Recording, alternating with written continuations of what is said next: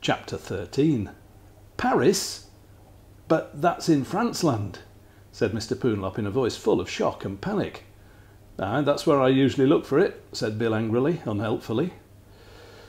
"But what are we doing in Paris?" asked Mr. Poonlop. "Well, this is the first stop on the local Little Old Ladies Association Spring Holiday Coach Tour," explained Bill. "Oh dear," said Mr. Poonlop, because he couldn't think what else to say. Then he thought of a useful question and asked Bill when the bus would be going back to England. He didn't like the answer. "Not for 2 weeks," was the worst bit. "I did say that this was the first stop on the spring holiday tour. Tomorrow we go south to Orleans. I hope they can think of some new songs by then." Mr. Poonlop sympathised with Bill, but was beginning to feel even more sorry for himself. It was late in the day and getting dark, just like it did back home. He should have been back home 4 hours ago looking at books about travel, and yet here he was, stuck in a foreign city with no idea what to do. I told him not to worry. Mr. Poonlop worried anyway. He told Bill he was worried. "Your author is right," said the driver. "There's no point worrying. There are plenty of ways to get back to England. You could probably get a different coach back on a ferry, or you could catch a plane. You can even go by train nowadays through the Channel Tunnel." That made Mr. Poonlop feel a bit better. All he needed to do now was find the quickest and cheapest way to get home. He asked Bill if they had travel agents in Paris. I offered to help, but he was scared I'd send him to an estate agent again, and because he didn't speak much French, he'd end up with a house in Paris. Sometimes I think he doesn't really trust me to get things right. The coach driver said that all the travel agents would be closed at that time, but he thought his bus company might be able to help. He suggested that he would ring their office in Paris, then he and Mr. Poonlop could have a nice cup of coffee while they waited to see what could be done. So he and Mr. Poonlop sat down and had a nice cup of coffee at the coach station cafe. And while they were drinking it, a young woman in a smart blue uniform bounced over to them on a pogo stick. "Bonjour, Monsieur Poonlop. Bonjour, Monsieur Angrily," she said, bouncing up and down by their table. "I am the Paris representative of Tragator Trips, and I am calling myself Fleur de Mal." "Hello," said Mr. Poonlop and the driver, their heads nodding up and down as they watched her bounce. "Have you any news for us, Fleur?" asked Bill. "Oui," said the woman, which is French for yes. "I have some of the bad news and some of the good news for petit Monsieur Poonlop. Which would you prefer to hear firstly?" "I don't mind," said Mr. Poonlop, "but I would prefer you to stop bouncing up and down on your pogo stick." Mr. Poonlop didn't want to be rude, but his neck was getting tired. He wondered if French people usually bounced up and down on pogo sticks when they were at work. "Of course, if you prefer," said Fleur, as she stopped bouncing. "It is easier for me also. We French people are not usually bouncing up and down on pogo sticks when we are at work, but your author thought this chapter was getting rather dull, so he made me do this for fun." "Anyway," she said when she sat down and got her breath back, "I'm very sorry, but we cannot get you back to England this evening." Mr. Poonlop looked crestfallen. "Please do not look crestfallen, Mr. Poonlop," said Fleur. "Please to let us at Tragator Trips help you to pick up your fallen crest. Please to stay in Paris tonight as our guest." The way Fleur spoke made Mr. Poonlop smile, but he was still not happy. Because he only left home to go to the shops, he had not brought any pyjamas or a toothbrush or even much money, and he was a bit worried if his house would be all right. "You must not worry, please," said Fleur de Mal.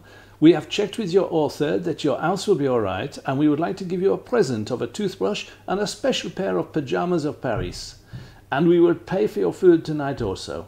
We hope this is to make you feel better after your difficult journey, especially because you only got trapped by being such a nice little man." Mr. Poonlop blushed and said it was very nice of them.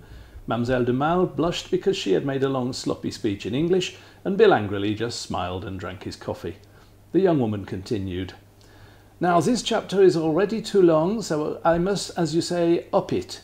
Here I have vouchers you can use to get a free dinner in Paris, and for your hotel and the transport in town. I will see you tomorrow with your breakfast." She said goodbye to Mr. Poonlop in the French way, kissing him on both cheeks before bouncing away on her pogo stick. Mr. Poonlop blushed again. Chapter 14. Paris is a fascinating place. In 1853, under Napoleon III, a man called George had redesigned the city, and Mr. Poonlop told me not to start another of those history lessons. He even suggested that I don't always know what I'm talking about. You might think that was a bit cheeky, but he was probably right. I think the best facts are the ones you make up for yourself. Anyway, since he was stuck in a strange place, he wanted to have a look round. First, Bill took him to the hotel where the local little old ladies were staying. Luckily for Mr. Poonlop, they had a spare room on the very top floor. This meant little Mr. Poonlop had a lovely view over the rooftops of Paris. The room was very nice. There was a comfy bed, a chair, a television and a wardrobe, and also a large bucket full of cheese. Mr. Poonlop was wondering if all French hotel rooms contained a bucket of cheese when there was a tap on his door. No, the hotel was not built by like his house. This time I mean that someone was tapping on his door. When he opened it, he saw a very small chambermaid in a black uniform who giggled and said something in French. Mr. Poonlop tried to tell her he didn't understand French, but she just kept talking and giggling. She came into the room and picked up the bucket. Then she put a small chocolate mint on Mr. Poonlop's pillow, pointed at the bucket, and then at the mint, and finally, talking and giggling all the time, left the room, taking the cheese with her. Mr. Poonlop was confused. He said it was lucky that I spoke good French if things like that were going to keep happening. He asked me what she'd been saying. He looked rather worried when I told him I had no idea, because I don't speak much French either. But when he'd had a wash, eaten the chocolate mint and unpacked his nice new pair of pyjamas of Paris, he felt ready to explore anyway. He went down in the lift to the hotel foyer. Bill had already gone. He had to take the coach to a garage to have it refuelled and check to see that the wheels would still go round and round all day long, and that there were no green bottles under the seats. But when he got to the foyer, Mr. Poonlop heard a familiar voice. "Oh, it's the man who lives under the coach. Hit him!" shouted another familiar voice. "Lock him in a cupboard with some badgers." No, Emily," said the secretary. "I told you he's a very nice little man. Hello, Mr. Poonlop. I hear you're staying with us tonight. Would you care to join us for the evening?" The little old lady explained that they were going to have a nice meal of brown soup and then go out to a show where they could sing lovely French songs like Les rues du Bus tournent en ronde. She thought it only fair to warn him that they were going to have a late night and might not get to bed before 9 o'clock. Mr. Poonlop thought it was very nice of them to offer, but he thought they might make too much fuss over him. Maybe he was also scared that Emily would want to tie him up and throw him in the river. So he thanked them, but told them he wanted to go and explore Paris on his own. He said he hoped they had a really lovely evening and went to hand his key in at the desk. The receptionist handed him a large envelope. "This is for you, petit Monsieur Poonlop," he said. "Your author asked us to prepare for you a good map of places you should see and places for where you can eat good. Have a bon evening." Mr. Poonlop knew that bon meant good, so he said merci, which means thank you. He walked out into the rue, which means street, and was happy to find I'd written him a very pleasant Parisian spring evening. Even though he was still worrying about how he could get back home to plan his 7th holiday, he was determined to make the best of a bad situation. Paris is a busy place. Mr. Poonlop lives in a quiet street called Acacia Avenue in a small town. It has only one main shopping street, and even though that can get pretty full on a Saturday afternoon, I'd never written nearly as much traffic or as many people as Mr. Poonlop was surrounded by now. He felt a bit lost and very confused. Or maybe he was very lost and a bit confused, I'm not sure. It could have been worse. People dressed in black cloaks could have been throwing small crabs at him from upstairs windows, but they weren't. He might have been there with no money and nowhere to spend the night, but he wasn't. The hotel and the bus station were on a busy road all right, but they weren't in the centre of Paris. They certainly weren't on his list of interesting places to see. He knew this because he'd already peeked inside the envelope. The first thing he saw was a piece of paper which said, "Do not look in this envelope yet. You are not in an interesting place. Sit down in a little cafe and decide where to go next." This seemed like a good idea, especially as he was standing by a quiet cafe called Le Bar Plaisant, which seemed a nice name. He went in and asked for coffee. "Café?"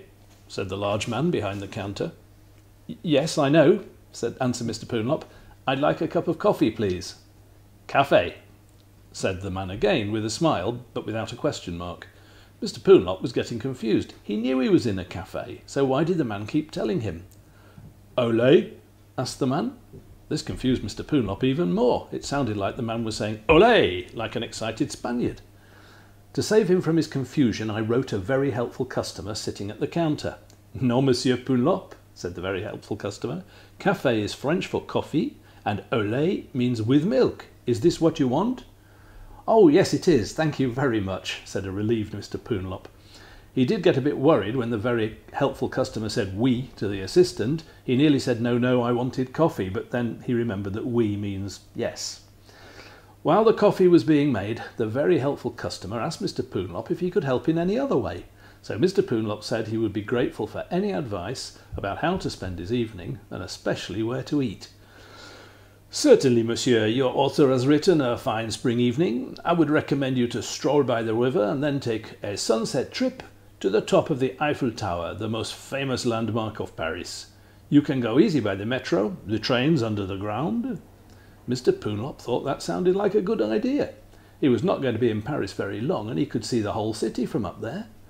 I didn't like it so much. I told him he would have to go to the top without me. I'm scared of heights, you see, and the top of the Eiffel Tower is 300 metres above the bottom. That's about 160 of me, all standing on each other's heads, and I'm getting dizzy thinking about it. But Mr. Poonlop didn't seem to mind. In fact, I think he felt happier to be going up without me. He didn't think I was going to be much use to him in Paris, especially if he was going to go higher in the air. At least he was grateful that I'd written a very helpful customer to help him. I don't speak French, he told the customer, and my author doesn't speak much either. But I need to find somewhere good to eat tonight. Do you know a good restaurant where they speak English? Better than that, replied the man, and went back to drinking his coffee. Better than that? Repeated Mr. Poonlop after a long pause. Oh, I'm sorry, said the very helpful customer. I forgot to finish what I was saying. Oui, I know a very special restaurant where some of the waiters speak English. But if you like, you could be my guest, for I go there this very night. Is the food nice? Asked Mr. Poonlop. And will they be open later? Ah, yes, monsieur.